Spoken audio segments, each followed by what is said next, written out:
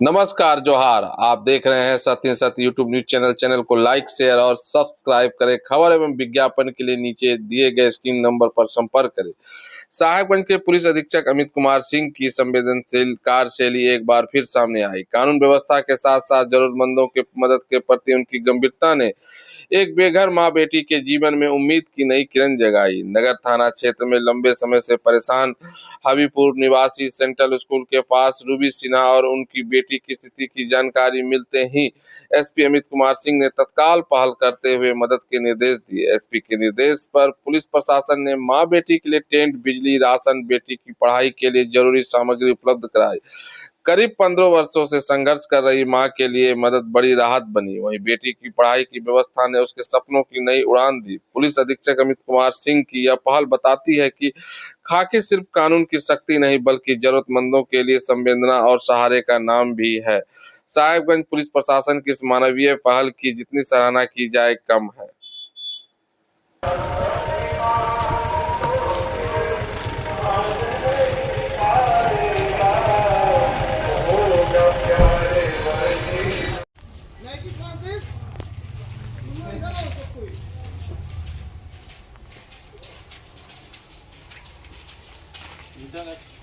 जय सर।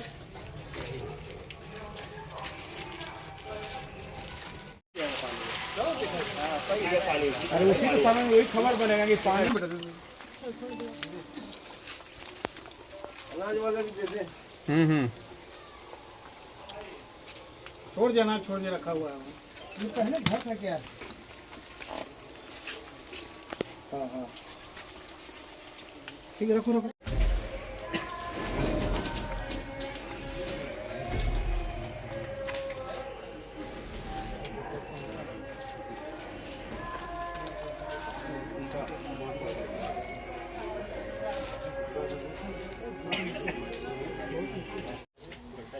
हम शादी के बाद से हमारे साथ में 15 साल हो गया हम जूझते हुए। मैंने हर तरह का वो हमारे साथ महिला घरेलू हिंसा कर रहे थे मेरे साथ, हर तरह का, कोई भी छोटा नहीं था। उसके बाद हम लोग 2015 में उत्तर प्रदेश में थे, तो वहाँ हम लोगों ने नौकरी करवा के अलग रहने का फैसला किया। लगभग 2 साल तक हम रहे माँ के घर। फिर हम बच्चों के पास चले आए। मुझे लगा कि मेरी बेटी के साथ वही हो रहा था, सेम वही हुआ। मेरी बेटी के साथ भी वही हो रहा था जो मेरे साथ हो रहा था, हर तरह का। फिर तो बेटी के से नहीं बर्दाश्त हुआ, तो बेटी ने फिर बोला कि पढ़ाई बाधित कर रहे हैं मेरे पापा, तो फिर पढ़ाई नहीं होगा फिर क्या होगा। फिर हम बेटी के साथ 2023 में इधर आ गए हैं और तब से रह रहे हैं। अभी 5 महीना से घर अलग हुआ है, तब से इसी अवस्था में रह रहे हैं। हम पहले सर के पास भी गए थे, महिला थाना भी गए थे, आश्वासन सब जगह से मिल रहा था, सभी कह रहे थे कार्रवाई करेंगे, लेकिन शायद विलम्ब हो रहा था। और हमारी स्थिति आप देख ही रहे हैं। तो फिर हमें एसपी सर के पास गए। एसपी सर के सहयोग से, मदद से तुरंत कार्रवाई हुआ है। सब सर आए हैं। लाइट नहीं था हमारे पास, लाइट की व्यवस्था हो गई। सर बेड भी दिए हैं, बुक भी दिए हैं, राशन भी दिलवाए हैं। सर बहुत सहयोग है। मैडम और सर इधर बहुत देर से यहाँ पे खड़े होकर सब व्यवस्था करवा रहे हैं। अदालत में गए थे तो जनता अदालत में डीसी सर ने फिर हमको एसपी सर के पास भेजा कि जाइए, वहीं से आपका काम होगा, वहीं मदद मिलेगी आपको।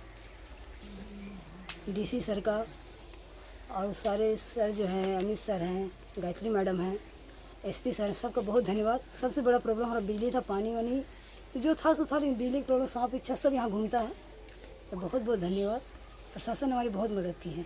हमारा हेल्प नहीं कर रहे थे एक्चुअली। जब मैं उनके साथ रहती थी तो वो हम लोग को हरास करते थे, और उसके बाद भैया भी मेरे को हरास करने लग गया था। तो उसके बाद क्या हुआ कि हम लोगों ने मेरा शादी करवाने लग गए थे। वो लोग बोल रहे थे कि आपको किसी बुरे से शादी करना पड़ेगा। तो मैंने कहा कि नहीं, हम लोग तो नहीं करना है ये, और मुझे पढ़ाई करना है मेन। तो वो लोग बोले कि नहीं, हम पढ़ोगी नहीं तो मर थोड़ी जाओगी, मतलब नहीं पढ़ोगी थोड़ी कुछ होगा, इस टाइप का चीज़ उन्होंने कहा। तो मुझे बहुत अजीब लगा। तो मेरा 2 साल का मतलब पढ़ाई जो मतलब 9-10 का था, वो फीस नहीं पे किया था उन्होंने बहुत दिन से।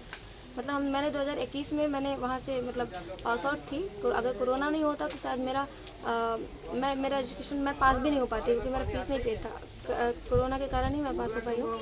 अभी 2023 में ही शायद उन्होंने हाल फिलहाल में मेरा वो सर्टिफिकेट लेके आए हैं वो स्कूल से। उसके पहले उन्होंने सर्टिफिकेट भी लाया था, और फिर जब वो लाए तो मैंने मतलब उनको बोला कि मेरा एडमिशन करवाइए, तो वो करवाने के लिए तैयार नहीं थे। वो बोले आप शादी कर लो, वहाँ पे करना जो करना है।